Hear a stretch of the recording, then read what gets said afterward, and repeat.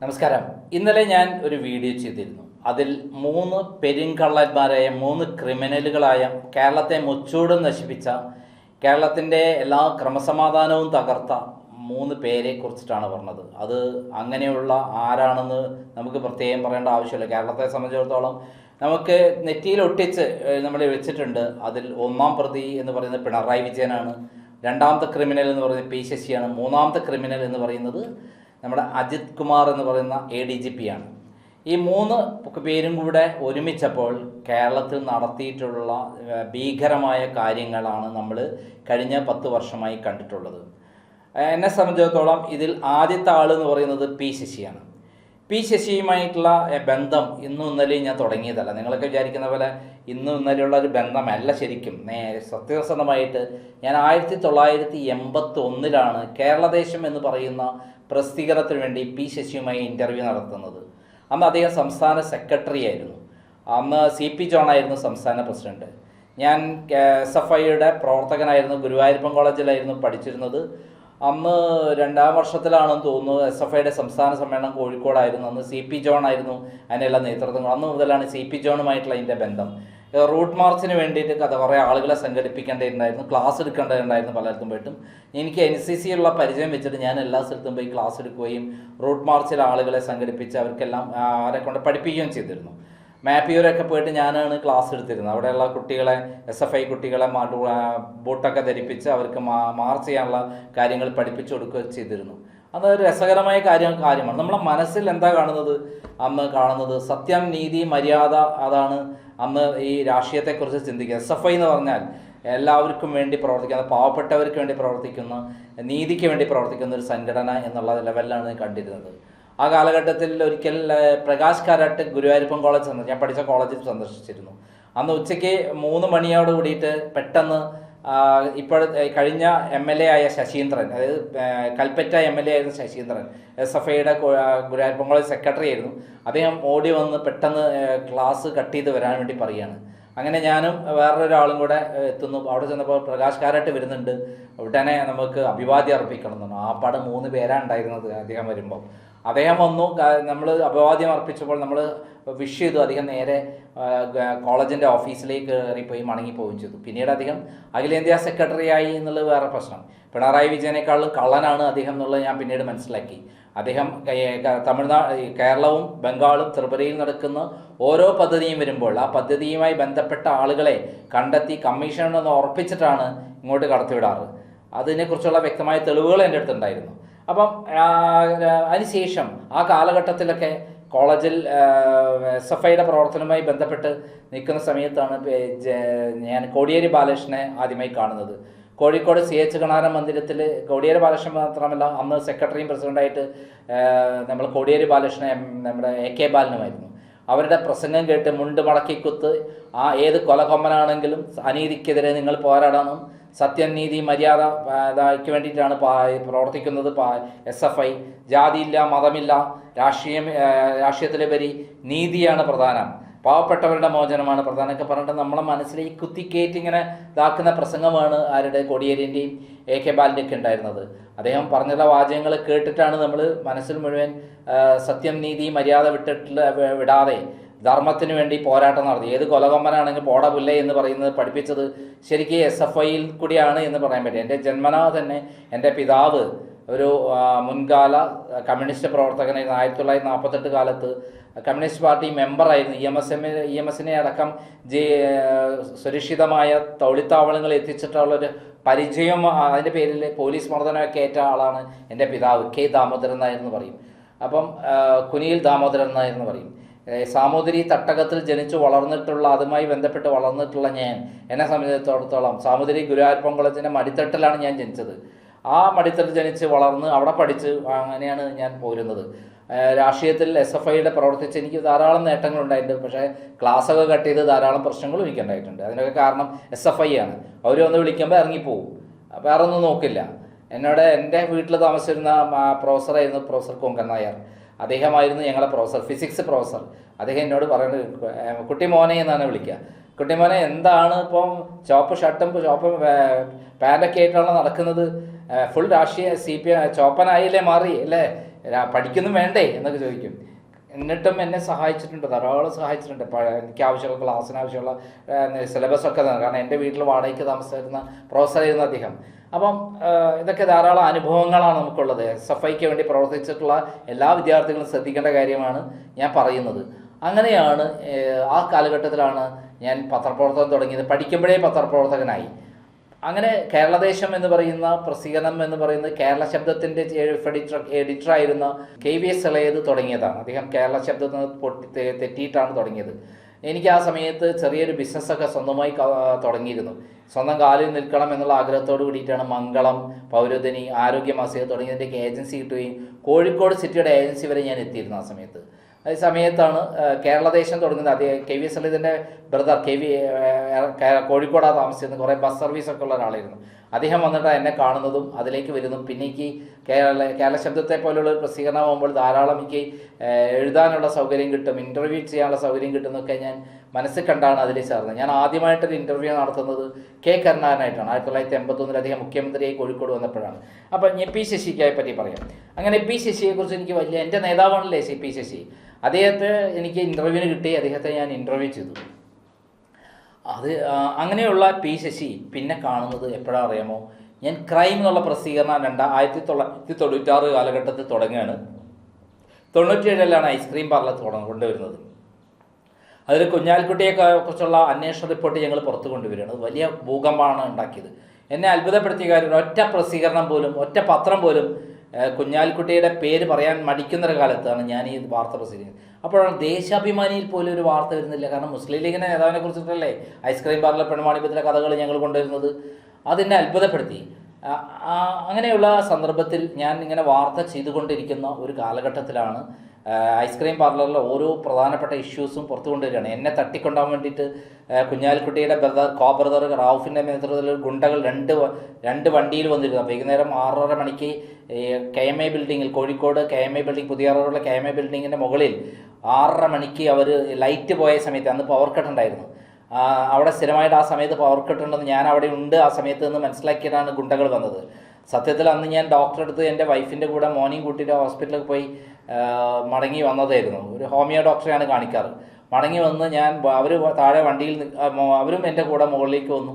ആ സമയത്താണ് റാവുഫ് കയറി വരുന്നത്, എന്നെ തട്ടിക്കൊണ്ടാൻ വന്നത്. പക്ഷേ മകനും ഭാര്യയും ഉള്ളത് കൊണ്ടായിരിക്കാം അപ്പോഴൊന്നും ആവാതെ തട്ടിക്കൊണ്ടാൻ വന്ന ആൾക്കാരെ കുറച്ച് മാറി നിന്നപ്പോൾ ഞാൻ ഭാര്യയും മോനെയും കൊണ്ടിട്ട് പെട്ടെന്ന് അവിടെ നിന്ന് കാറിൽ രക്ഷപ്പെടുകയും നേരെ പോലീസ് സ്റ്റേഷൻ പോയി കംപ്ലയിൻറ്റ് ചെയ്ത് റാവുഫിനെയൊക്കെ പിന്നീട് അറസ്റ്റ് ചെയ്യുകയും ചെയ്തിരുന്നു. ആ സന്ദർഭത്തിലാണ് ഐസ്ക്രീം പാർലർ, അന്ന് അദ്ദേഹം പറഞ്ഞു, റാവുഫ് പറഞ്ഞു, എൻ്റെ ഓഫീസ് മാനേജറായ ആളോട് പറഞ്ഞു, ദാസ് എന്ന് പറയുന്ന ഒരാളായിരുന്നു മാനേജറായിരുന്നത്, അദ്ദേഹത്തോട് പറഞ്ഞു, ഇനി ക്രൈമിൽ കുഞ്ഞാലിക്കുട്ടിയെക്കുറിച്ച് വാർത്ത പ്രസിദ്ധീകരിച്ചാൽ കൊന്നുകളയും, പൊടി പോലും ഉണ്ടാവില്ല എന്നിട്ടാണ് റാവുഫ് പോയത്. അപ്പം എൻ്റെ ചോര തളച്ചു. എന്നാൽ പിന്നെ അതൊന്നും തന്നെ കാണണം, ഇതുവരെ പ്രസിദ്ധീകരിച്ചല്ല, ബാക്കി കാര്യം കൂടെ എനിക്ക് കൊണ്ടുവരണം ഞാൻ തീരുമാനിച്ചു. അങ്ങനെ എൻ്റെ അന്വേഷണം നേരെ എത്തുന്നത് എന്തുകൊണ്ടാണ് ഈ CPM ഇതിൽ ഇടപെടാത്തത്, CPM എന്തുകൊണ്ടാണ് കുഞ്ഞാലിക്കുട്ടിക്ക് അനുകൂലമായി നിലപാടെടുക്കുന്നത്, മാത്രമല്ല പെണ്ണുള്ളിടത്ത് പെൺവാണിഭം എന്നൊക്കെ പറഞ്ഞിട്ട് EK നായരെ കൊണ്ട് പ്രസംഗിപ്പിച്ചു. കുഞ്ഞാലിക്കുട്ടിക്കെതിരെ തെളിവുകളില്ലാത്തതുകൊണ്ടാണ് കേസെടുക്കാത്തത് എന്ന് പറഞ്ഞു. അതോടൊപ്പം തന്നെ TP ദാസനെ, കോഴിക്കോട് മേയറായിരുന്ന TP ദാസനെ അന്ന് പ്രതിയാക്കി. കാരണം TP ദാസനെ പോലെ മാർക്സിസ്റ്റ് പാർട്ടിയിലെ സമുന്നതനായ, കോഴിക്കോട് എല്ലാവരും ബഹുമാനിക്കുന്ന ഒരാളെ പ്രതിയാക്കി എന്നുള്ളതാണ്. അദ്ദേഹം പെൺവാണിഭത്തിൽ പ്രതിയാക്കുക എന്ന് പറഞ്ഞാൽ അപ്പുറം ഉണ്ടാവും. ഞങ്ങൾ TP ദാസനെ പ്രതിയാക്കി, കുഞ്ഞാലിക്കുട്ടിക്കെതിരെ തെളിവില്ല എന്നാണ് പറഞ്ഞത്. ഇങ്ങനെ ഇരിക്കുമ്പോഴാണ് ക്രൈമിലെ വാർത്തകൾ ശ്രദ്ധിച്ച് EK നായരുടെ പ്രൈവറ്റ് സെക്രട്ടറി മുരളീധരൻ നായർ എന്നെ വിളിക്കുന്നത്. അദ്ദേഹം വിളിച്ചിട്ട് എങ്ങനെയൊക്കെ നമ്പർ കളിച്ച് എനിക്കൊന്ന് നേരിട്ട് കാണാമോ എന്ന് ചോദിക്കുന്നു. അങ്ങനെ ഞാൻ തിരുവനന്തപുരത്ത് ചെന്നപ്പോൾ അദ്ദേഹം എന്നെ പേഴ്സണായി കണ്ടു. അദ്ദേഹം പറഞ്ഞ കാര്യങ്ങൾ കേട്ടപ്പോൾ ഞാൻ ഞെട്ടിപ്പോയി. അതായത് ഐസ്ക്രീം പാർലർ പെൺവാണിഭത്തിൽ കുഞ്ഞാലിക്കുട്ടിയെക്കുറിച്ച് കൃത്യമായി തെളിവുള്ള റിപ്പോർട്ടുണ്ട്. കല്ലട സുകുമാരൻ എന്ന് പറയുന്ന director general of prosecution Kozhikode ice cream പാർലറിനെ ആസ്പദമാക്കി ഒരു റിപ്പോർട്ട് കൊടുത്തിട്ടുണ്ട്. അതിൽ കുഞ്ഞാലിക്കുട്ടി മുഖ്യപ്രതിയാണ്. ആ റിപ്പോർട്ട് P. ശശി പൂഴ്ത്തി വെച്ചിരിക്കുകയാണ്. 1 കോടി രൂപയാണ് P. ശശി വാങ്ങിയിരിക്കുക. അതിൻ്റെ തെളിവാണ് എനിക്ക് അദ്ദേഹം തന്നത്. ഞാൻ ഞെട്ടിപ്പോയി. കാരണം മുസ്ലിം ലീഗിനെതിരെയുള്ള വലിയ ആയുധം കിട്ടിയിട്ട് അത് കച്ചവടം ചെയ്ത് പൈസ മേടിക്കുക, എന്നിട്ട് പൂഴ്ത്തി വെക്കുക റിപ്പോർട്ട്. എല്ലാവരോടും പറയുക, CPM നേതാവായ TP ദാസനെ പ്രതിയാക്കിയില്ലേ, ഞങ്ങൾ കുഞ്ഞാലിക്കുട്ടിയെ പറ്റി തെളിവുണ്ടെങ്കിൽ അതേ കുഞ്ഞാലിക്കുട്ടിയെ പ്രതിയാക്കുമല്ലോ എന്ന് പറഞ്ഞിട്ട് അജിതേൻ്റെ നേതൃത്വത്തിൽ വലിയ സമരം നടക്കുകയാണ്. ഈ വാർത്ത ക്രൈമാണ് പുറത്തു കൊണ്ടുവന്നത്. അതിന് ശേഷമാണ് അജിത അത് ഏറ്റെടുത്തുകൊണ്ട് സമരം തുടങ്ങിയത്. അജിതയും വനിതാ CPM-ൻ്റെ നേതൃത്വത്തിലുള്ള വനിതാ അസോസിയേഷനൊക്കെ തന്നെ മഹിളാ അസോസിയേഷനൊക്കെ സമരത്തിലുണ്ട്. ഒരു ഘട്ടത്തിൽ ഇപ്പോൾ മഹിളാ അസോസിയേഷൻ പിൻവലിഞ്ഞു. EK തെളിവില്ല എന്ന് പറഞ്ഞു. പെണ്ണുള്ളടുത്ത് പെൺവാണി പെണ്ണാവുന്നത് ന്യായീകരിച്ചു. അമേരിക്കയിലെ ചായ കുടിക്കുന്ന പോലെയാണ്, കോപ്പയിലെ ചായ കുടിക്കുന്ന പോലെയാണ് ബലാത്സംഗം നടന്നതെന്ന് പറഞ്ഞു EK അങ്ങനെയുള്ള സംഭവങ്ങൾ അരങ്ങേറിയപ്പോൾ എന്നെ ഞെട്ടിച്ച കാര്യം ഈ കുഞ്ഞാലിക്കുട്ടിയുമായി ധാരണയിലെത്തി എന്നുള്ളതാണ്. ആര്? പി ശശിയെക്കുറിച്ച് ഞാൻ അപ്പോഴാണ് അന്വേഷിക്കുന്നത്. പി ശശി മുഖ്യമന്ത്രി EK പൊളിറ്റിക്കൽ സെക്രട്ടറിയാണ്. മാത്രമല്ല എന്നോട് മുരളീധരൻ നായർ പറഞ്ഞു വേറൊരു കാര്യമുണ്ട്. വിതുര പെൺവാണിഭത്തിൽ EK നായനാരുടെ മകനെ കൃഷ്ണകുമാറിൻ്റെ പേരിലുള്ള കൃഷ്ണവേണി എന്നുള്ള ഒരാളെ പ്രതിയാക്കി അതേ രൂപസാദൃശ്യമൊക്കെ രേഖപ്പെടുത്തിയതിനകത്ത് റിപ്പോർട്ട് ഉണ്ടാക്കി എന്നുള്ളതാണ്. എന്നിട്ട് EK നായനാരെ ബ്ലാക്ക്മെയിൽ ചെയ്തു. മകനെ വിതുര പെൺവാണിഭത്തിലുണ്ട്, അതേപോലെ അവർ പ്രതിപക്ഷം അത് ഏറ്റെടുക്കും, അതേപോലെ ഐസ്ക്രീം പാർലർ പെൺവാണിഭം നമ്മൾ ഒതുക്കുന്നതാണ് നല്ലത്, പറഞ്ഞ് അവസാനിപ്പിക്കുന്നത് നല്ലതെന്ന് അദ്ദേഹത്തെ ഭീഷണിപ്പെടുത്തിയെന്ന് മാത്രമല്ല പിന്നീട് അത് വെച്ചിട്ട് മുഖ്യമന്ത്രി കസേരയിലിരുന്ന് ഭരിച്ചത് മുഴുവൻ ആരാണ്? നമ്മുടെ പി ശശിയാണ്. മാത്രമല്ല പി ശശി പല ഉന്നതരായ പോലീസ് ഉദ്യോഗസ്ഥകളെ, പല കാര്യങ്ങൾക്ക് വരുന്ന ഉദ്യോഗസ്ഥകളെ ഓഫീസിലെ വിളിച്ചു വരുത്തി അവിടെ രഹസ്യ റൂമിൽ കൊണ്ടുപോയി വ്യഭിചരിക്കലാണ് പണി എന്നുകൂടി എന്നോട് മുരളീധരൻ നായർ പറഞ്ഞു. ഞാൻ ഞെട്ടിപ്പോയി. മുഖ്യമന്ത്രിയുടെ ഓഫീസിൽ വ്യഭിചരിക്കലോ? അത് കേട്ടപ്പോൾ ഞാൻ പറഞ്ഞു അങ്ങനെയാണ് നമ്മൾ പുറത്ത് കൊണ്ടുവരണം. ആ പുറത്ത് കൊണ്ടുവരാൻ എന്താ മാർഗം എന്ന് അന്വേഷിച്ചപ്പോൾ ഞാൻ പറഞ്ഞു രഹസ്യ ക്യാമറ ഞാൻ തരാം, ആരും അറിയാത്ത രൂപത്തിൽ ആ റൂമിൽ ഫിറ്റ് ചെയ്താൽ മതി. അവിടെ നടക്കുന്ന 2-3 ക്യാമറകൾ ഞാൻ അദ്ദേഹത്തിന് കൊടുത്തു. അദ്ദേഹം അദ്ദേഹമായിട്ട് ധാരണയായി. അങ്ങനെ എനിക്ക് ഐസ്ക്രീം പാർലർ പെൺവാണിഭത്തിൻ്റെ ആ റിപ്പോർട്ട് അദ്ദേഹം എനിക്ക് എടുത്തരാമെന്ന് പറഞ്ഞു. അദ്ദേഹം അത് കോപ്പി എനിക്ക് എടുത്തു തന്നു. കൂടാതെ കുഞ്ഞാലിക്കുട്ടിയിൽ നിന്ന് 1 കോടി രൂപ വാങ്ങിയതിൻ്റെ തെളിവുകളും എനിക്ക് തന്നു, പി ശശി വാങ്ങിയതിൻ്റെ. പിന്നെ അന്വേഷിച്ചപ്പോഴാണ് ഇതിൻ്റെ പിന്നിൽ പി ശശി മാത്രമല്ല പിണറായി വിജയനും കൂടി ഉണ്ടെന്ന് മനസ്സിലാക്കുന്നത്. അന്ന് ലാവ്ലിൻ കേസിൽ പണം വാങ്ങിയ കാര്യമൊന്നും എനിക്ക് അറിയില്ലായിരുന്നു. 2 കോടി രൂപ വാങ്ങിയതും 325 കോടിയുടെ അഴിമതി നടത്തിയിട്ടാണ് പിണറായി വിജയൻ വിദ്യുച്ഛക്തി മന്ത്രി സ്ഥാനത്തൊന്നും സംസ്ഥാന സെക്രട്ടറി ആയതൊന്നും എനിക്ക് അറിയില്ലായിരുന്നു. എന്നാൽ എനിക്ക് പിണറായി വിജയൻ ഇതിൻ്റെ അകത്ത് അറിഞ്ഞുകൊണ്ടാണെന്നുള്ള പിന്നീട് എന്നെ അറസ്റ്റ് ചെയ്തതിന് ശേഷമാണ് ഞാൻ അറിയുന്നത് കേട്ടോ. അതെനിക്ക് അറിയില്ലായിരുന്നു. അപ്പം എന്തായാലും പി ശശിയെക്കുറിച്ച് വളരെ വിശദമായി അന്വേഷിച്ച് അതിൽ നിന്ന് ഞങ്ങൾ ഐസ്ക്രീം പാർലറിൽ കുഞ്ഞാലിക്കുട്ടി മുഖ്യപ്രതിയാണെന്ന് കാണിക്കുന്ന DGPയുടെ director general of prosecution Kallada സുകുമാരൻ്റെ റിപ്പോർട്ട് ഞാൻ പുറത്തു കൊണ്ടുവന്നു. അത് ഞാൻ ഗണ്ടാശ അങ്ങോട്ട് പ്രസിദ്ധീകരിച്ചു. അതിൽ എന്നിട്ട് ടൈറ്റിൽ കൊടുത്തു കുഞ്ഞാലിക്കുട്ടി ഐസ്ക്രീം പാർലർ പെൺവാണിഭത്തിലെ മുഖ്യപ്രതി. മനോഹരമായ കുഞ്ഞാലിക്കുട്ടീൻ്റെ ഫോട്ടോ കൊടുത്തിട്ടാണ് ഞാൻ പ്രസിദ്ധീകരിച്ചത്. അതിന് മുമ്പ് ഒരു രസകരമായ കാര്യം ഉണ്ടായിട്ടുണ്ട്. ഈ കുഞ്ഞാലിക്കുട്ടിയുടെ പേര് പറഞ്ഞാൽ കോഴിക്കോട് എന്നെ കത്തിച്ചു കളയുമെന്നുള്ളൊരവസ്ഥ ഉണ്ട്. കാരണം മുസ്ലിം ലീഗിൻ്റെ മതവികാരം വീണപ്പെട്ടു എന്ന് പറഞ്ഞിട്ട് അവർ ഏതെങ്കിലും ആൾക്കാർ എന്നെ കൊല്ലുന്നൊക്കെ അങ്ങനെയാണ് അന്നത്തെ സിറ്റുവേഷൻ. കുഞ്ഞാലിക്കുട്ടി എന്ന് പറഞ്ഞാൽ കിരീടം വെക്കാത്ത രാജാവാണ്. അദ്ദേഹത്തെ പറ്റി പറഞ്ഞു കഴിഞ്ഞാൽ പ്രശ്നമാണ്. ശിഹാബ്ദങ്ങളെ പറ്റി പറഞ്ഞാൽ അതിലും പ്രശ്നമാണ്. കാരണം മതത്തിൻ്റെ പേരിലാണെന്ന് പറഞ്ഞ വ്യക്തി പ്രശ്നം ഉണ്ടാക്കുന്ന പറഞ്ഞത്. അതുകൊണ്ട് ഞാൻ എന്താ ചെയ്തതെന്ന് വെച്ചാൽ വാർത്ത പ്രസിദ്ധീകരിക്കാൻ എൻ്റെ അഡ്വക്കേറ്റ് കുഞ്ഞിരാമൻ മേനോൻ എന്നോട് പറഞ്ഞത് മുസ്ലിം ലീഗിലെ ഒരു പ്രമുഖ നേതാവിനെ കൊണ്ടൊരു ഇൻ്റർവ്യൂ നടത്തിയിട്ട് കുഞ്ഞാലിക്കുട്ടിയുടെ പേര് പറയിപ്പിക്കണം. അങ്ങനെ ഞാൻ മുനീറിനെ ഇൻ്റർവ്യൂ ചെയ്തു. ഡോക്ടർ മുനീറിനെ ഇൻ്റർവ്യൂ ചെയ്തിട്ട് ഞാൻ ചോദിച്ചു കേരളത്തിൽ വലിയ പെൺവാണിഭമാണെന്ന്. അതേ, കേരളത്തിൽ മുഴുവൻ പെൺവാണിഭം നടക്കുന്നത്. അപ്പോൾ ഞാൻ ചോദിച്ചു നിങ്ങളെ പാർട്ടിയിൽ ഏതെങ്കിലും നേതാക്കന്മാർ ഇതിൽ പെട്ടുപോയാൽ എന്ത് ചെയ്യും? അവരാണെങ്കിൽ ഞങ്ങൾ പാർട്ടിയിൽ നിന്ന് പുറത്താക്കും. കുഞ്ഞാലിക്കുട്ടിയാണെങ്കിലും പുറത്താക്കുന്നത് അദ്ദേഹം പറഞ്ഞു. കുഞ്ഞാലിക്കുട്ടി പെൺവാണിഭത്തിൽ പെട്ടിട്ടുണ്ടെങ്കിൽ ഞങ്ങൾ പുറത്താക്കുന്നത്. ഞാൻ അടുത്ത ലക്കത്തിൽ കുഞ്ഞാലിക്കുട്ടിയെ മുസ്ലിം ലീഗിൽ നിന്ന് പുറത്താക്കും, ഡോക്ടർ MK മുനീർ എന്ന് പറഞ്ഞിട്ട് ഫുൾ റിപ്പോർട്ട് ഞാൻ പ്രസിദ്ധീകരിച്ചു. അത് പ്രസിദ്ധീകരിച്ചപ്പോൾ തന്നെ ഡോക്ടർ MK മുനീറിനെ വിളിക്കണം. എന്തോ പറയും ഇത് ചതിയാണ് കാണിച്ചത്, എന്നെ ഇവിടെ മുസ്ലിം ലീഗിൻ്റെ ആൾക്കാർ വിളിക്കുകയാണ്. അതായത് എൻ്റെ പേരിൽ വരേണ്ട പ്രശ്നം ഡോക്ടർ MK മുനീറിൻ്റെ തലയിൽ കിട്ടുകൊടുത്തിട്ടാണ് ഞാൻ ഈ സംഭവം നടത്തിയത്. മനസ്സിലായോ? അപ്പോൾ ഈ സംഭവം വലിയ തോതിൽ ഇഷ്യൂ ആയി. അങ്ങനെയാണ് ഞാൻ ഐസ്ക്രീം പാർലർ പെൺവാണിഭം പുറത്തു കൊണ്ടുവരുന്നത്. അങ്ങനെ എന്നെ പി ശശിയെ അങ്ങനെ എന്ത് ചെയ്തു? പി ശശിയെക്കുറിച്ചുള്ള വാർത്ത അടുത്ത ലക്കത്തിൽ ഞാൻ പ്രസിദ്ധീകരിച്ചു. കല്ലട സുകുമാരൻ റിപ്പോർട്ട് പ്രസിദ്ധീകരിച്ചു. കൂടാതെ എഡിറ്റോറിയൽ കുഞ്ഞാലിക്കുട്ടി രാജിവെക്കണം, പി ശശി 1 കോടി രൂപ വാങ്ങി എന്ന് പറയുന്ന കാര്യം ഞാൻ പുറത്തുവിട്ടു. എനിക്ക് വക്കീൽ നോട്ടീസ് വന്നു. ആരുടെ? പി ശശീൻ്റെ. EK നായരുടെ നോട്ടീസ് പറയാം. അതൊക്കെ ചെയ്യിച്ചത് ആരാണ്? പി ശശിയാണ്. അങ്ങനെ നോട്ടീസ് വന്നു. ഞാൻ എൻ്റെ അഡ്വക്കേറ്റ് ഭാസ്കരൻ നായരെ കൊണ്ടൊരു നോട്ടീസിന് മറുപടി ഏൽപ്പിച്ചു. ധൈര്യമുണ്ടെങ്കിൽ കേസ് ഫയൽ ചെയ്യും, ഞങ്ങൾ ഡോക്യുമെൻ്റൊക്കെ കോടതിക്ക് കൊടുത്താളാന്ന് പറഞ്ഞിട്ട് ഒരാളും എനിക്കെതിരെ കേസ് ഫയൽ ചെയ്തില്ല. പക്ഷേ പി ശശി വൈരാഗ്യബുദ്ധിയുള്ള ആൾ. ഞാൻ വീണ്ടും വീണ്ടും പി ശശി നടത്തുന്ന മുഖ്യമന്ത്രിയുടെ ഓഫീസ് അധോലോക മാഫിയ കേന്ദ്രമാക്കി മാറ്റുന്നതിനെക്കുറിച്ചുള്ള റിപ്പോർട്ടുകൾ പ്രസിദ്ധീകരിച്ച് തുടങ്ങിയതോടെ വലിയ തോതിൽ ഇളക്കമുണ്ടായി കേരളത്തിൽ. പി ശശിക്ക് നിക്കക്കളില്ലാത്ത അവസ്ഥ വന്നു. അങ്ങനെയുള്ള സമയത്താണ് 1999 ജൂൺ 25 നമ്മുടെ ശോഭനാ ജോർജിനെ കുറിച്ച്, ചെങ്ങന്നൂർ MLA ശോഭനാ ജോർജിനെ കുറിച്ചൊരു അന്വേഷണ റിപ്പോർട്ട് ഈ കളി നിർത്തുക ശോഭനാ ജോർജെ എന്ന് പറഞ്ഞിട്ടാണ്. ഈ കളി എന്ന് പ്രത്യേകം ചേർത്തിട്ടോ. അതിന് കാരണം അവരൊരു 2 ലക്ഷത്തോളം രൂപ ഒരു കോൺഗ്രസ് പ്രവർത്തകരിൽ നിന്ന് കൈക്കൂലി വാങ്ങിയതിൻ്റെ കഥയായിരുന്നു അത്. അതിൻ്റെ കൂട്ടത്തിലാണ് എനിക്ക് കരുണാകരൻ്റെ ചില വേണ്ടപ്പെട്ട ആൾക്കാർ എനിക്കുണ്ടായിരുന്നു. അപ്പം അവരെനിക്ക് തന്നിരുന്നു ശോഭനാ ജോർജിൻ്റെ ഒരു ബ്ലൂ ഫിലിം കാസറ്റ്. അത് വലിയൊരു ബോംബായിരുന്നു, രാഷ്ട്രീയ ബോംബായിരുന്നു. അതിനെക്കുറിച്ച് പിന്നീട് ഞാൻ പറയാം. അപ്പം ഈ ബോംബ് ഞാൻ ഇത് കിട്ടിയതോട് കൂടിയിട്ട് എൻ്റെ കയ്യിൽ അത് വെച്ചിട്ടാണ് ഞാൻ ഈ വാർത്തയിൽ പറഞ്ഞത്, അന്വേഷണ റിപ്പോർട്ട് പ്രസിദ്ധീകരിച്ചത്. ഈ സമയത്ത് കോപ്പി ഇറങ്ങിയ സമയത്ത് അന്ന് ശോഭനാ ജോർജ് പറഞ്ഞാൽ ഗുണ്ടായിസത്തിൻ്റെ ആളാണ്. അവരെപ്പറ്റി ആരെന്ന് പറഞ്ഞാൽ പിറ്റേ ദിവസം ആളെയും വെച്ചേക്കില്ല. എന്ത് ചെയ്തു, കോപ്പി ഇറങ്ങിയ ചെങ്ങന്നൂർ ഭയങ്കരമായിട്ട് അവിടെ പ്രശ്നമുണ്ടാക്കിയവർ. ചെങ്ങന്നൂരിൽ കടകളിൽ നിന്ന് കോപ്പി പിടിച്ചെടുത്തു, കത്തിച്ചു. പിന്നെ എൻ്റെ ലേഖകനെ പിടിച്ചിട്ട് കസ്റ്റഡിയിൽ എടുപ്പിച്ചു. അപ്പം ഞാൻ എന്ത് ചെയ്തു, പത്രപ്രവർത്തക യൂണിയനെയൊക്കെ ജേക്കബ് ജോർജൊക്കെ കൊണ്ടൊക്കെ ഇടപെടിച്ചു. ജേക്കബ് ജോർജൊക്കെ മഹാകളാണെന്ന് പിന്നീട് എനിക്കറിയാം, ശോഭനാ ജോർജിൻ്റെ ആളായിരുന്നു. അങ്ങനെ ഞാൻ എന്ത് ചെയ്തു, ചെങ്ങന്നൂർ പോലീസ് സ്റ്റേഷനിൽ നിന്ന് അദ്ദേഹത്തെ ഇറക്കിച്ചിട്ട് ഞാൻ നേരെ പരാതി കൊടുത്തു ശോഭനാ ജോർജിനെതിരെ ആലപ്പുഴ SP ഷാനവാസിന്. അദ്ദേഹം ഉടൻ തന്നെ ഉത്തരവിട്ടു, DYSP കൊണ്ട് അന്വേഷിക്കാൻ ഉത്തരവിട്ടു. അത് വന്നതോടുകൂടി ശോഭനാ ജോർജ് എന്ത് ചെയ്തു, പി ശശിയെ നല്ല ബന്ധമായിരുന്നു. ഭരണപക്ഷത്തായാലും പ്രതിപക്ഷത്തായാലും പി ശശിക്ക് ഇങ്ങനെയുള്ള ആളുകളായിട്ട് ഭയങ്കര ബന്ധമാണ്. ശോഭനാ ജോർജ് നേരെ തിരുവനന്തപുരത്ത് എത്തുന്നു.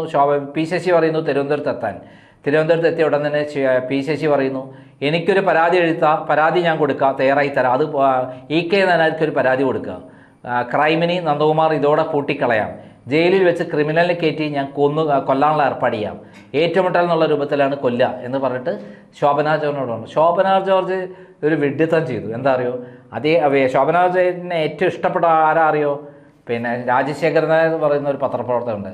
സ്റ്റാർ ഡസ്റ്റിൻ്റെ, സാവി മാഗസിൻ, സൊസൈറ്റീൻ്റെ ഒക്കെ കേരളത്തിലെ കറസ്പോണ്ടൻ്റാണ്. അദ്ദേഹത്തോട് ശോഭനാ ജോർജ് വിളിച്ചു പറഞ്ഞു, ഇങ്ങനെയുണ്ട് സംഭവം ഉണ്ടെന്ന് പറഞ്ഞിട്ട്. എന്തുണ്ടെങ്കിൽ തുറന്നു പറയുന്നതാണ്. അദ്ദേഹം എൻ്റെ സുഹൃത്താണെന്നും അദ്ദേഹം ഇവരൊന്നും അറിയാതെയാണ്. അദ്ദേഹം കോഴിക്കോട് വന്നിട്ട് അദ്ദേഹം എൻ്റെ കൂടെയായിരുന്നു എന്നും ഇവർക്ക് അറിയില്ല. അപ്പോൾ തന്നെ എന്നെ രാജശേഖരൻ നായർ വിളിച്ചു പറയുന്നു, ഇങ്ങനെ ഒരു പരാതി കൊടുത്തിട്ടുണ്ട്, ശോഭനാ ജോർജിന് വേണ്ടിയിട്ട് പി ശശി ചെറുനീർ ശശിധരൻ നായരെ കൊണ്ടാണ് പരാതി തയ്യാറാക്കിയത്. എന്നിട്ട് ഉമ്മൻചാണ്ടി, ആര്യാട് മുഹമ്മദ്, PP തങ്കച്ചൻ, അതേപോലെ കാർത്തികേയൻ ഇവരെയും കൊണ്ടിട്ടാണ് ഇവർ പോയിരിക്കുന്നത് EK നായരുടെ അടുത്ത്. അത് പി ശശി പറഞ്ഞിട്ടാണ്. എന്തിനാണെന്ന് അറിയാമോ, നന്ദകുമാർ ജയിലിൽ വെച്ച് കൊല്ലപ്പെടുമ്പോൾ ഒരു അനക്കം ഉണ്ടാകാൻ പാടില്ല, അവർ പറഞ്ഞിട്ട് അവരുടെ താല്പര്യപ്രകാരമാണ് ഈ പരാതി കൊടുത്തതെന്ന് വേണം. അങ്ങനെയാണ് EK നായർക്ക് 1999 ജൂൺ 28 അദ്ദേഹത്തിൻ്റെ വിശ്രമ റൂമിൽ പോയിട്ട് ഉച്ചയ്ക്ക് ശേഷം 2:30 കൊടുക്കുന്നത്. എന്നാൽ ഇത് അപ്പോൾ തന്നെ CP ജോൺ, എങ്ങനെ അറിയില്ല, CP ജോൺ അദ്ദേഹത്തിൻ്റെ ഫ്രണ്ട് ലാലു ജോസഫിനെ വിളിച്ചു പറയുന്നു. ലാലു ജോസഫ് നേരെ രാജശേഖരൻ നായരെ വിളിച്ചു പറയുന്നു. അങ്ങനെ എന്നോട് വിളിച്ചു ശ്രദ്ധിക്കണം എന്നുകൊണ്ട് ഞാൻ എന്ത് ചെയ്തു, ഇത് അറിഞ്ഞ ഉടൻ തന്നെ നേരെ തിരുവനന്തപുരത്തേക്ക് പോകുന്നു. അപ്പോൾ കോഴിക്കോട് ഇളമരം കരീമിനെ ഞാൻ കണ്ടു. അന്ന് MLAക്ക് അദ്ദേഹത്തിന് വേണ്ടി ഞാൻ ഇലക്ഷന് വേണ്ടി പ്രവർത്തിച്ചാണല്ലോ. ഞാൻ അദ്ദേഹത്തെ വിളിച്ചു. അദ്ദേഹം എന്നോട് പറഞ്ഞു, ഞാൻ ഇവിടെ ഉണ്ടാവും, റെയിൽവേ സ്റ്റേഷനിൽ വെച്ച് കാണാമെന്ന് പറയുന്നു. ഞാൻ അടുത്ത ട്രെയിനിൽ ഞാനും തിരുവനന്തപുരത്തേക്ക് പോകുന്നുണ്ട്. 98 ജൂൺ 29 ഞാൻ തിരുവനന്തപുരത്തേക്ക് പോകണം. ഇവിടെ എത്രയും വേഗം തിരുവനന്തപുരത്ത് എത്താനാണ് രാജശേഖരൻ നായർ പറഞ്ഞത്. അങ്ങനെ ഞാൻ എന്ത് ചെയ്തു, അദ്ദേഹത്തിന് ഒരു പരാതി കൊടുത്തു, എന്നെ കള്ളക്കേസിൽ കൊടുക്കാൻ ശ്രമിക്കുന്നുണ്ടെന്നൊക്കെ പറഞ്ഞിട്ട്. പി ദാസനല്ലേ, നമ്മുടെ സതീദേവിയുടെ ഭർത്താവ്, വടകര MLA ആയിരുന്നു, അവരോട് ഞാൻ പറഞ്ഞിരുന്നു. അങ്ങനെ ഞാൻ തിരുവനന്തപുരത്തേക്ക് പോവുകയാണ്. തിരുവനന്തപുരത്ത് അദ്ദേഹത്തിന് പരാതി കൊടുത്തതിന് ശേഷമാണ് ഞാൻ പോണത്. ശരിക്കും ഇളമരം കരീമും കൂടെ എന്നെ അറസ്റ്റ് ചെയ്യിക്കുന്നതിൽ എല്ലാത്തിനും ആളാണ്, ചതിയനാണ് ഇളമരം കരീം. അന്നാണ് പിന്നീടാണ് എനിക്ക് മനസ്സിലാവുന്നത്. കാരണം അദ്ദേഹത്തിന് വേണ്ടി വോട്ട് പിടിച്ചിട്ട് ഈ ഐസ്ക്രീം പാർലർ പെൺവാണിഭത്തിൽ ഇത്രയൊക്കെ വിവാദങ്ങളിലൊക്കെ കെട്ടടങ്ങിയതിൻ്റെ CPMൻ്റെ ഇതിൻ്റെ പിന്നിലൊക്കെ പ്രവർത്തിച്ച ഒരാളും കൂടിയാണ് ഇളമരം കരീം. ഒരു ചതിയൻ, പാർട്ടിയെ ചതിക്കുന്ന ഒരാളാണ്, അണികളെയും ചതിക്കുന്ന ആളാണ്. പൈസ ഉണ്ടാക്കാൻ 5 പൈസ ഗതിയില്ലാതിരുന്ന ആൾ ഇപ്പം കോടീശ്വരനാണ്. അപ്പം അങ്ങനെ ഞാൻ തിരുവനന്തപുരത്ത് എത്തിയപ്പോൾ എന്നോട് ഞാൻ അവിടുത്തെ ഉന്നത പോലീസ് ഉദ്യോഗസ്ഥനോട് ബന്ധപ്പെട്ട് ഞാൻ അറിയുന്നത്. അദ്ദേഹം പറഞ്ഞു ഇവിടെ നിൽക്കണ്ട, നന്ദകുമാറിനെ കിട്ടിയാൽ ഇപ്പോൾ അറസ്റ്റ് ചെയ്യും, അവിടെ നിന്ന് മുങ്ങിക്കോളം പറഞ്ഞു. ഇത് തന്നെയാണ് രാജശേഖരൻ നായരും പറഞ്ഞത്. ഞാൻ എന്ത് ചെയ്തു, തിരുവനന്തപുരത്ത് നിന്ന് രാജശേഖരൻ നായർ കൊണ്ടുവന്ന സീറ്റ്സൊക്കെ അവിടെ ഏൽപ്പിച്ച് സംഗമ ഹോട്ടലിൽ ഏൽപ്പിച്ച് ഞാൻ അവിടെ നേരെ എറണാകുളത്തേക്ക് വന്നു. അവിടെ വന്നിട്ട് നേരെ കൃഷ്ണയ്യരെ കണ്ടിട്ട് ഈ കാര്യം പറയാൻ വേണ്ടിയിട്ടാണ് രാജശേഖരൻ നായർ പറഞ്ഞത്. ഞാൻ നേരെ കൃഷ്ണയ്യരെ അടുത്ത് പറഞ്ഞപ്പോൾ എത്തിയപ്പം കൃഷ്ണയ്യർ പറഞ്ഞു, നന്ദകുമാർ ഒരു കാര്യം ചെയ്യും, കോഴിക്കോട് പോയി മുൻകൂർ ജാമ്യത്തിന് കൊടുക്കുക. ഇങ്ങനെ ഒരു കേസ് എന്നെ അറസ്റ്റ് ചെയ്യാനുള്ള പരിപാടിയാണെങ്കിൽ കേസ് മുൻകൂർ ജാമ്യത്തിന് എന്നിട്ട് എന്ത് ചെയ്യണം, ഒരു പത്രസമ്മേളനം നടത്താൻ പറഞ്ഞു. ഞാൻ എന്ത് ചെയ്തു, ശോഭന ജോർജിൻ്റെ ഈ blue film cassette bomb, Keralam കത്താവുന്നൊരു ബോംബ്, ആ ബോംബ് ഞാൻ പിറ്റേ ദിവസം പത്രസമ്മേളനത്തിൽ കാണിക്കുമെന്ന് പറഞ്ഞുകൊണ്ട് ഞാൻ കോഴിക്കോട് പ്രസ് ക്ലബ് ബുക്ക് ചെയ്തിട്ട് പിന്നെ ഞാൻ എല്ലാ പത്രക്കാരെയും വിളിച്ച് പറയുന്നു. അങ്ങനെ നിൽക്കുമ്പോഴാണ് എൻ്റെ വീട്ടിലേക്ക് വിളിച്ചപ്പോൾ വൈഫിനെ കിട്ടുന്നില്ല. എന്താ പറ്റിയെന്ന് അറിയാൻ വേണ്ടി പെട്ടെന്ന് എനിക്ക് പോകേണ്ടി, സൂട്ട് കേസിൽ അവിടെ വെച്ചിട്ട് ഞാൻ പെട്ടെന്ന് പോകേണ്ടി വന്നു. ഈ പത്രക്കാരോട് വിളിച്ചു പറഞ്ഞപ്പോൾ കൈരളി ചാനലും അതേപോലെ ദേശാഭിമാനിയൊക്കെ ഉണ്ടല്ലോ, ഇവർ എന്ത് ചെയ്തു വെച്ചിട്ട് നേരെ തിരുവനന്തപുരത്ത് അറിയിച്ചു. ഇതിനിടയിലൊരു പ്രശ്നം ഉണ്ടായിരുന്നു. പിണറായി വിജയൻ ഐസ്ക്രീം പാർലർ പെൺവാണിഭം തീർക്കുന്ന സമയത്ത് കുഞ്ഞാലിക്കുട്ടിയുമായി അടുത്ത് ധാരണയായി. എന്നിട്ട് കുഞ്ഞാലിക്കുട്ടിയും പിണറായിയും കൂടെ അറിഞ്ഞിട്ടാണ് ധാരണയായത്, കച്ചവടമാക്കിയത്. കൈരളി ചാനൽ എന്ന സാധനം തുടങ്ങാൻ വേണ്ടി, അന്ന് കൈരളി ചാനൽ ഇല്ല കേട്ടോ, കൈരളി ചാനൽ തുടങ്ങാൻ വേണ്ടി അതിന് ഷെയർ കിട്ടാൻ വേണ്ടി കോടീശ്വരന്മാരായ ആളുകൾ കുഞ്ഞാലിക്കുട്ടിയുടെ കൈവശനെ, കുഞ്ഞാലിക്കുട്ടിയെ ബ്ലാക്ക്മെയിൽ ചെയ്ത് അവരൊക്കെ കംപ്ലീറ്റ് ബന്ധപ്പെടുത്തി കൊടുത്തു. കുഞ്ഞാലിക്കുട്ടി പിണറായി അങ്ങനെയാണ് ഗൾഫിൽ പോയിട്ട് പഞ്ചനക്ഷത്ര ഹോട്ടലിൽ താമസിച്ച് ഈ വലിയ കോടീശ്വരന്മാരായിട്ട് ബന്ധം ഉണ്ടാകുന്നത്. അതിനെക്കുറിച്ച് പിന്നീട് ഞാനൊരു വീഡിയോ ചെയ്യേണ്ടത്. ഇപ്പം നമ്മൾ പറഞ്ഞു വന്നത്, പി ശശി എന്ത് ചെയ്തു, ഒരു പരാതി ശോഭന ജോർജിനെ കൊണ്ട് ഉണ്ടാക്കി 4 MLA-മാരെ കൊണ്ട് ഈ കന്നഡൻ കൊടുത്തിട്ട് അത് ഉടൻ തന്നെ എനിക്കെതിരെ FIR ഇട്ടു. ഞാൻ ഇവിടെ പത്രസമ്മേളനം വിളിക്കുന്നതാണ് കണ്ടപ്പം 1999 ജൂൺ 30 വൈകുന്നേരം 4 മണിക്ക് FIR ഇട്ടു. അന്ന് അരുൺകുമാർ സിൻഹയായിരുന്നു തിരുവനന്തപുരത്തെ കമ്മീഷണർ. അദ്ദേഹത്തെ കൊണ്ട് അദ്ദേഹം എഴുതി കൊടുത്ത വകുപ്പുകൾ ചേർത്തുകൊണ്ട് Thiruvananthapuram museum police station 144/1999 നമ്പർക്ക് FIR ഇട്ടു. ഞാനിവിടെ കോഴിക്കോട് കമ്മീഷണറായിരുന്ന പത്മകുമാറിന് ഫാക്സ് സന്ദേശം അയച്ചു, ഇതേപോലെ മെയിലൊന്നും ഇതൊന്നുമില്ല. അങ്ങനെ ഇന്ന രാത്രി 1 മണിക്ക് എൻ്റെ വീട് മുട്ടി വിളിക്കുകയാണ്. ഞാൻ നല്ല ഉറക്കത്തിൽ ഭാര്യേനെയും മകനെയും കൂടെ കിടക്കുമ്പം മുട്ടി വിളിക്കുകയാണ്. ആര്, AV ജോർജ് എന്ന് പറയുന്ന കോഴിക്കോട് നോർത്ത് AC-യും അതേപോലെ CI ആയ പ്രകാശും. രണ്ടുപേരും എനിക്ക് അറിയുന്നതുകൊണ്ട് അവർ വാതിൽ തുറക്കാൻ പറഞ്ഞപ്പോൾ ഞാൻ വാതിൽ തുറന്നു. അവരകത്തേക്ക് കയറി എന്നോട് പറഞ്ഞു അത്യാവശ്യം വരണം. എനിക്ക് മനസ്സിലായി എന്നെ തന്നെ അറസ്റ്റ് ചെയ്തുകൊണ്ടാണ്. ഭാര്യയോടെ പറഞ്ഞു ഇവിടെ ഇരുന്നോളൂ, ഒരു പ്രശ്നമില്ല, ഞാൻ ഇപ്പം വരും എന്ന് പറഞ്ഞിട്ട് എന്നോട് പറഞ്ഞു അവിടെ പോയി ഇപ്പം തന്നെ വരാം എന്ന് പറഞ്ഞിട്ട് ഞാൻ അവരുടെ കൂടെ പോയി. എന്നെ കൊണ്ടുപോയിട്ട് എന്താ ചെയ്തറിയോ, പത്മകുമാറിൻ്റെ അടുത്ത് അർദ്ധരാത്രി കാത്തു നിൽക്കുകയാണ്. പത്മകുമാർ എന്ന കോഴിക്കോട് പോലീസ് കമ്മീഷണർ. അദ്ദേഹം പറയുകയാണ് യു ആർ അണ്ടർ അറസ്റ്റ്.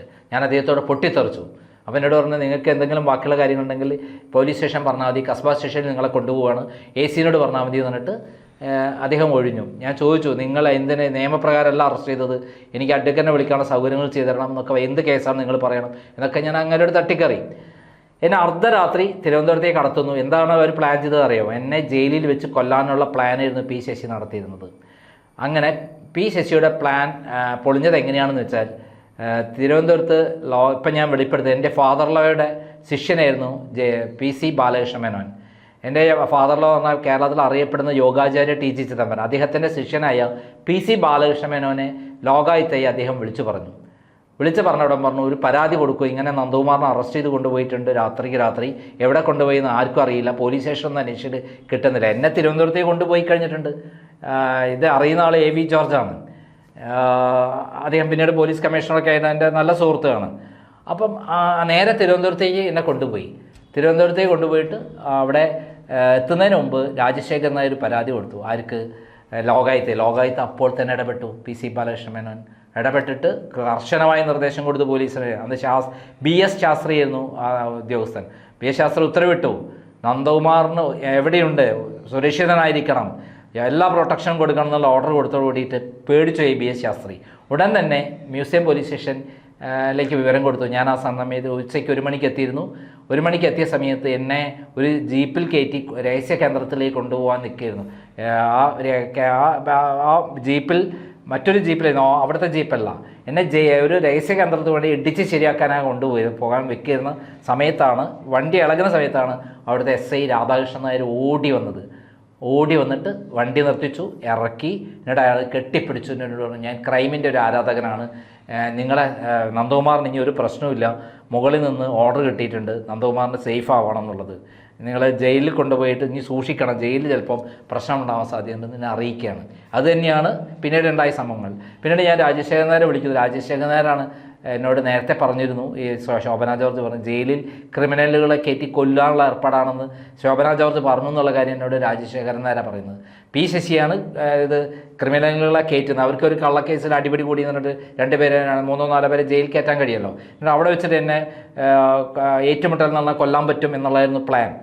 അങ്ങനെ എന്നെ രാത്രി 8 മണിക്ക് ഇവിടെ പോലീസ് ചീഫ് ജുഡീഷ്യൽ മജിസ്ട്രേറ്റ് മുമ്പാകെ ഹാജരാക്കുന്നു. രാത്രി വീട്ടിൽ അദ്ദേഹം എന്നോട് വളരെ എല്ലാം പറയുന്നത് കേൾക്കുന്നു.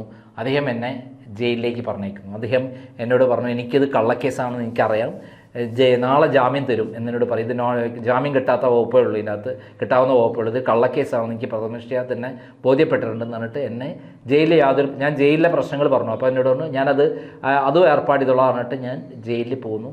ജയിലിൽ എനിക്കൊരു പ്രശ്നം ഉണ്ടായില്ല. പിറ്റേ ദിവസം ഉച്ചയാകുമ്പോഴേക്ക് ഞാൻ ജാമ്യത്തിലിറങ്ങി. എന്നെ കൊല്ലാനുള്ള ആൾക്കാർ ജയിലിൽ കയറുമ്പോൾ പിറ്റേ ദിവസം ഉച്ചയാകുമ്പോഴേക്ക് എൻ്റെ ബ്രദറും സുമാരേട്ടൻ എന്ന് പറയുന്ന കോഴിക്കോടുള്ള എൻ്റെ ചേട്ടൻ്റെ ബ്രദറും കൂടി വന്ന്, ജയരാജൻ്റെ ബ്രദറും കൂടി വന്നിട്ട് എനിക്ക് ജാമ്യത്തിലെടുത്തു. ബന്ധുക്കൾ വരണം എന്നായിരുന്നു കോടതി ജഡ്ജ് പറഞ്ഞിരുന്നത്.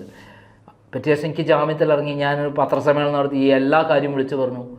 ക്രൈം എന്ന് പറഞ്ഞ പ്രസിദ്ധീകരണം ശരിക്കും വളർന്നതും ഇത്രയും വളർത്തിയത് പി ശശിയാണെന്ന് പറയും. അദ്ദേഹത്തോട് എനിക്ക് പ്രത്യേകം നന്ദിയുണ്ടെന്ന് പറഞ്ഞുകൊണ്ടാണ് പി ശശി എന്ന് പറയുന്ന ആഭാസനായ ആൾ അന്ന് രാത്രി 1999 ജൂൺ 30 അർദ്ധരാത്രി ശോഭന ജോർജിൻ്റെ ബ്ലൂ ഫിലിം കാസറ്റ് മാത്രമല്ല, പി ശശിയെക്കുറിച്ച് മുഖ്യമന്ത്രിയുടെ ഓഫീസിൽ വെച്ച് പല പോലീസ് ഓഫീസർമാരായിട്ടും വനിതാ രാഷ്ട്രീയ നേതാക്കന്മാരുമായിട്ടും അദ്ദേഹം വ്യഭിചരിച്ചതിൻ്റെ കാസറ്റായിരുന്നു എൻ്റെ അടുത്തുണ്ടായിരുന്നത്. അതൊക്കെ തന്നെ അന്ന് രാത്രിക്ക് രാത്രി പോലീസ് വന്ന് കടത്തിക്കൊണ്ടുപോയി. അങ്ങനെയുള്ള ഒരാളാണ് പി ശശി. പി ശശിയെക്കുറിച്ചുള്ള കാര്യങ്ങൾ കൂടുതലായിട്ട് നാളെ പറയേണ്ടത്. പിന്നീട് അദ്ദേഹം പെൺവേട്ടക്കാരനാണെന്ന് പിന്നീട് പാർട്ടി തന്നെ തെളിയിച്ച കഥ നാളെ പറയാം. അതുവരെ ക്രൈമിൻ്റെ പേരും പറഞ്ഞിട്ടാണ് അദ്ദേഹം വീണ്ടും പാർട്ടിയിലെത്തിയ കാര്യം കൂടി നമ്മൾ മനസ്സിലാക്കേണ്ടതുണ്ട്. നമുക്ക് ഇതിൽ 3 പേരെ പറ്റി പറഞ്ഞാൽ ഒന്നാമത്തെ ആളുടെ ചരിത്രമാണ് ഞാൻ പറഞ്ഞത്. ഇന്നലെ ഞാൻ ചെയ്ത വീഡിയോ ഒന്നുകൂടി ഫുൾ കേൾക്കാൻ വേണ്ടി ഇതിൻ്റെ കമൻറ്റ് ബോക്സിൽ കൊടുക്കുന്നുണ്ട്.